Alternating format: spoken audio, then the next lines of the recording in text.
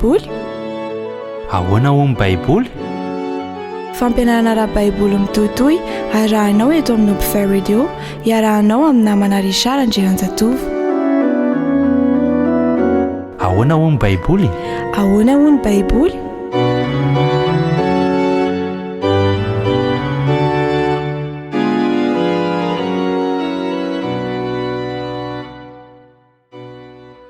Ampifaliana tanteraka no ionako aminao amin'ity anioty ary manonona ny fiadanan'i Jesosy Kristy ho aminao sy ny ankonanao ny namanao Richard Andrianjatovo.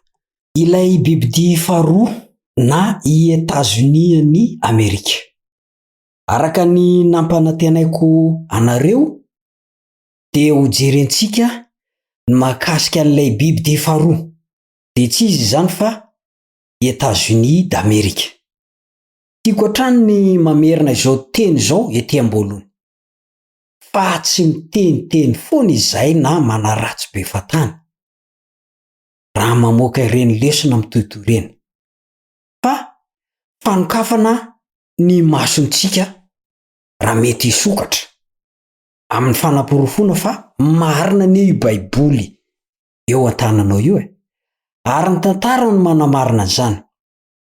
Sady tiako koa ny afantaranao fa tandindomindoza ity izao tontolo izao ankafizinao fatratra ity.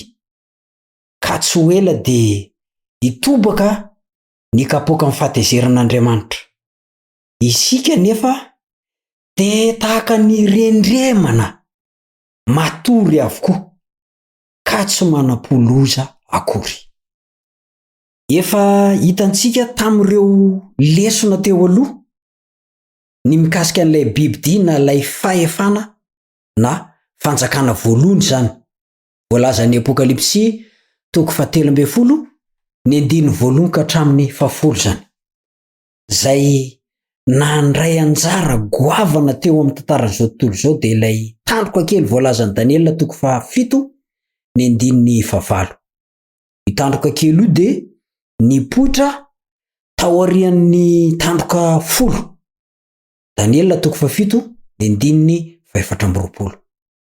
Amin'izao ndray ny Apokalipsy 17 dia tsy nijanona tamin'ny fahefana voalazan'io fotsiny fa nanambara ny fisian'ilay fahefana na fanjakana faharoa tsy refesy mandidy hiara-iasa amin'ilay fanjakana voalohany iza ndray ary io. Ka mba afantarantsika hoe iza marina tokoa moa io dia tsy azontsika dinganina ireto telo reto. Voalohany, ny toerana naterany. Faharoa, ny fotoana nidirany teo amin'ny tantara. Ary fahatelo, ny endrika. Ireo telo ireo tsy azontsika dinganina ireo. Ny toerana naterany, zay ny voalohany. Raha nivoaka avy tao amin'ny ranomasina na ady sy fifanafena ary sahotaka ilay bibidia voalohany, ilay fanjakana kely ao Roma, na ilay bibidia voalohany tandroka kely tamin'ny nanam-potehany ireo foko barbariana nibahana tao Roma dia ny Ostrogoths, Eruls ary ny Vandal dia tao aorian'ny fahapotehan'ireo nipoitra avy tao amin'ny tany na nipoitra avy eo amin'ny fandriam-pahalemana ny bibidia faharoa. Araka ny 1:12 voalazan'io Apokalipsy 17.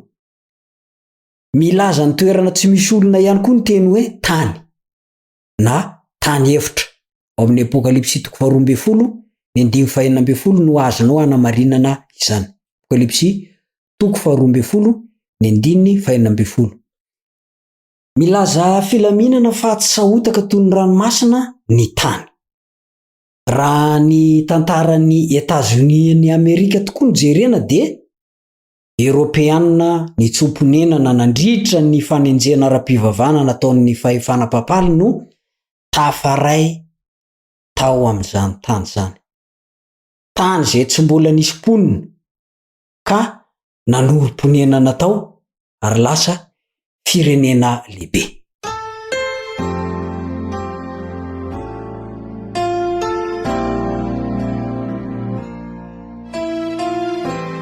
Zay ny makasika ny toerana naterana. Ny fotoana nidirany teo amin'ny tantara indray no hojerentsika. Ny fanitsindrindra tamin'ny fotoana namparatra ny fahefana papal ka saika nafaty azy no nampatanjaka i firenena Amerikanina.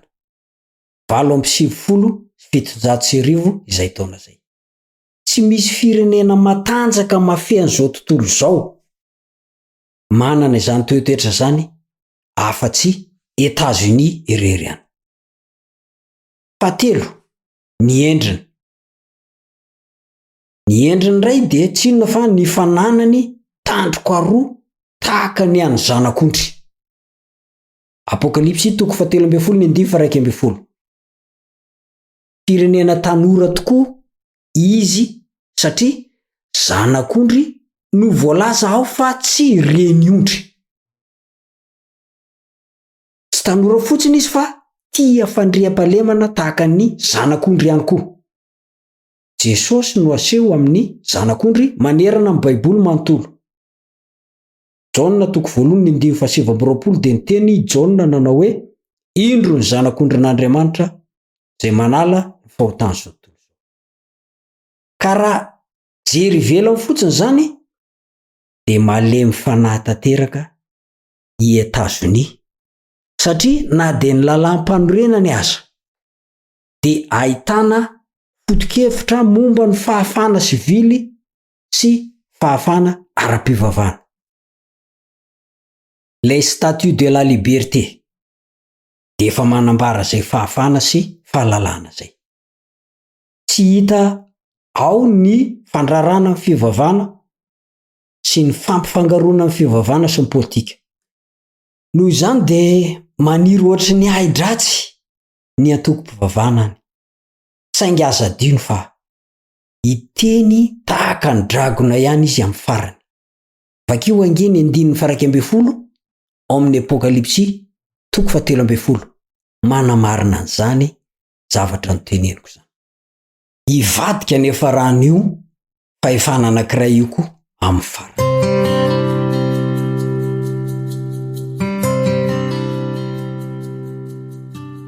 Mba ho famaranako azy ary dia misy amintsika namana ve matsiaro.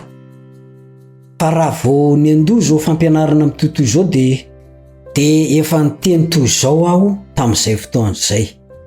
Ny Apokalipsy 7:12 dia miresaka amintsika firenena iray izay mifototra amin'ny fanorenana ara-demokratika, fanjakana entim-bahoaka sy ho an'ny vahoaka, fiangonana sady fanjakana tsy ho voafehy fanao izay saim-pantany, governemanta tsy entim-panjaka, dia ny États-Unis ny Amerika zany.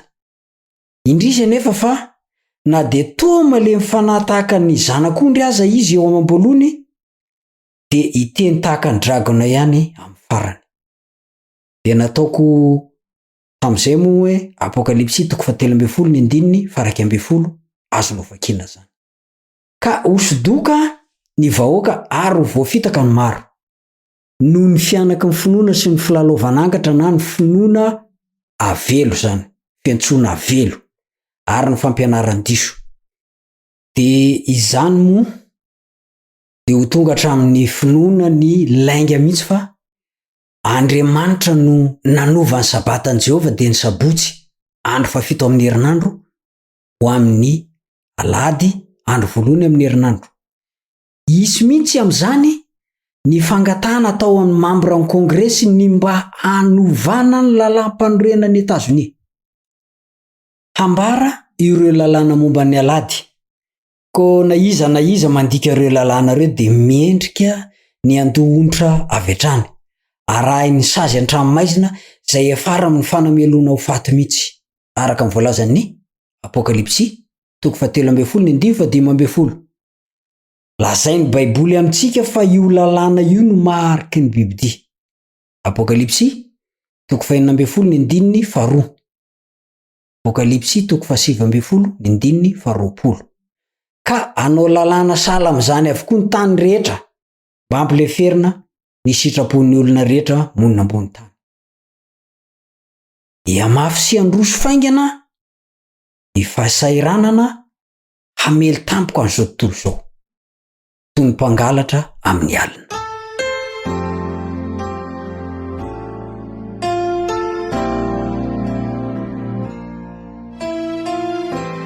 Tsy ho voavaha mihitsy ny olana mipoitra sy hiteraka handrakotra ny vonin-tany. Arakaraka ny androsoa ny fotoana dia voamaika ho mafy sy ho enjana ny fidonana ny famelezana. Tsy mbola voavaha ny eo aloha dia efa mipoitra sady ny fahavoazana manaraka. Ho vaky loha izao tontolo izao ka tsy hahita vahaolana na dia anankiray aza. Ireo hevitra sy olona heverina hitondra vahaolana dia voatery hiala maina. Reraka ny fon'ny olona noho ny fatahorany sy ny fiandrasany izay zavatra ho tonga ambony tany, fa ny herin'ny lanitra dia hozongozonina hoy ny Lioka 12:9. Hiavaka ho antoko roa mazava tsara ny tany tontolo amin'izay fotoana izay. Tito 10:2-2:30. Dia ireo mpitandrina ny sabatan'i Jehovah ny antoko anankiray. Ary ny antoko faharoa dia ireo mpanaja ny alady noho ny didy mivoaka. Tonga ny tsotsoromamba hisarana. Namako, inoana fa era zao tontolo zao. Dia misy mpino mahatoky izay manaja ny fahazavana rehetra noraisiny. Tsy nokendrena hamelivelezana na iza ity famelabelarana ity, fa kosa natao indrindra mba hanampy anao izay mikatsaka marina amin'ny fahamarinana voalazan'ny soratra masina amin'ny handraisanao fanapahan-kevitra tsara indrindra. Avonina anao amin'ny fiverenan'i Jesosy Kristy manaraka indray. Hampandovanao ilay fiainana mandrakizay. Amen. Izay no niteneniko voalohany indrindra raha nanokatra an'ity ahoana hoy ny Baiboly mitohitohy ity ny tenako. Tiako resana aminao dia izao. Izay voalazan'ny Baiboly ihany ny marina. Izay ambaran'ny Baiboly ihany ny tena izy. Betsaka ny olona miteny hoe izao ny mariky ny bibidie, ity ny mariky ny bibidie. Tsia. Ny fanerenanao hitandrina ny alahady, izay no mariky ny bibidie. Ary ny bibidie dia tsy iza fa ny fahefana papaly. Izay ny bibidie voalohany, ary ny Amerikanina ny bibidie faharoa. Jaranao no hisafidy amin'izay fotoana izay. Raha hisafidy moa anao dia n'izao araba soa araba tsara. Fa raha amin'izay fotoana izay ianao vao eritreritra ny hisafidy, iza no milaza aminao fa ho velona ianao rehefa avy eo? Ho velona ianao rapitso? Velona ianao afaka-herinandro? Androany ihany. Anio ihany ny fanomananao ny fiainana mandrakizay. Tadidio fa ho avy anie Jesosy. Ary mialoha ny fiavian'i Jesosy no hisehony ireo zavatra notantaraina teo ireo. Fampiomanana anao izany ty, izay ny tena marina. Mila miomana ny amin'ny fiavian'i Jesosy ianao. Manapa-kevitra amin'izay tena ho aranao ianao. Raha tena araka an'i Jesosy ianao ka tianao ny handova fiainana mandrakizay, aza miala amin'izay voalaza amin'ny Baiboly. Satria izay no lohatenin'ny fampianarana mitohitohy ataontsika. Koa dia mirary soa sy tsara ho anao ny tenako ary mametraka ny mandram-piona. Mandram-pitafa aminao indray ny namanao Richard Andrenjatovo ho amin'ny manaraka indray. Tainy Jesosy.